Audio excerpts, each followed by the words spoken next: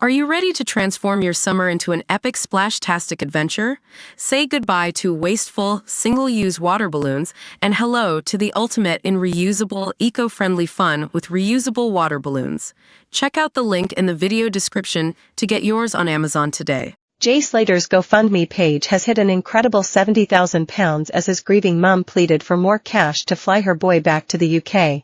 It comes just 2 days after the fundraiser hit £60,000 in an outpouring of support after Jay's body was found on Monday.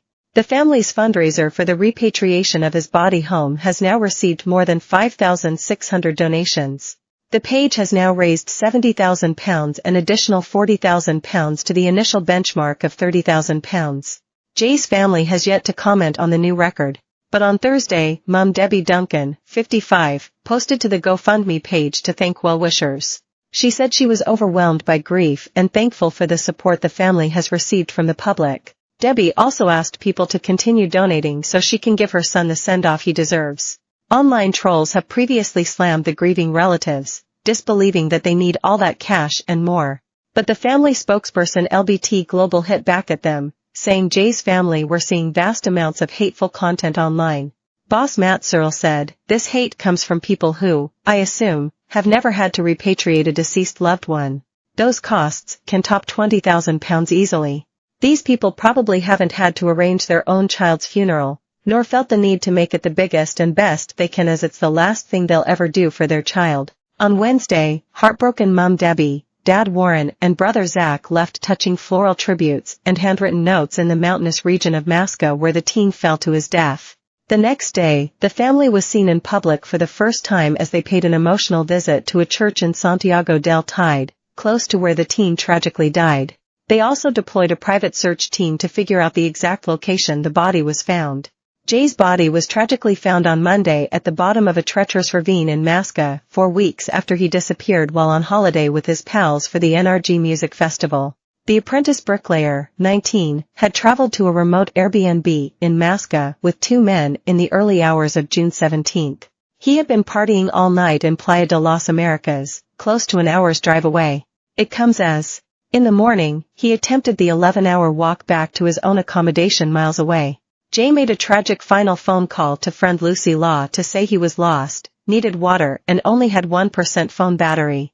It was the last time Jay, from Ozeltwizzle, Links, was heard from, and a mammoth search mission was launched. Jay's dad Warren and brother Zach spent weeks searching the unforgiving terrain for a breakthrough after the teenager vanished on June 17. They retraced his steps in the blistering heat for days on their own after Spanish cops suspended their search. But his body was finally discovered by a helicopter crew on Monday at the bottom of a ravine close to where his mobile phone last pinged. The grim discovery of a body came after weeks of agony for Jay's friends and family.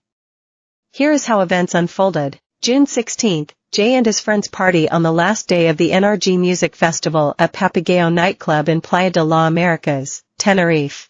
June 17, June 18, pals search the area, but no sign of Jay. Local cops and mountain rescue teams start the official search. Jay's mother, Debbie Duncan, flies to Tenerife. June 19 to 20th, Spanish police deploy drones, dogs, and a helicopter, but find no trace. Search moves to Los Cristianos amid possible sighting, but it is ruled out and they return to rural Deteno, near Mosque. June 21st, Lancashire police offer support, but it is declined. June 22nd, Mum Debbie issues an appeal to Jay saying, "We just need you home." June 24th, claims of Jay sighting in Santiago del Tide, near where he disappeared, and family believe a grainy CCTV image could be of him. June 25th, Debbie issues a plea for Jay to come home as more friends fly out and TV investigator Mark Williams Thomas joins the search. June 29th, cops rule Mr. Kasim, and another man at Airbnb, out of investigation. June 30th, Spanish cops officially suspend hunt but say probe remains open. His family continue to search. July 15th, a body is found by a helicopter search team close to where his phone last pinged. His possessions are discovered next to human remains. Spanish cops say it points to an accidental fall. July 17th,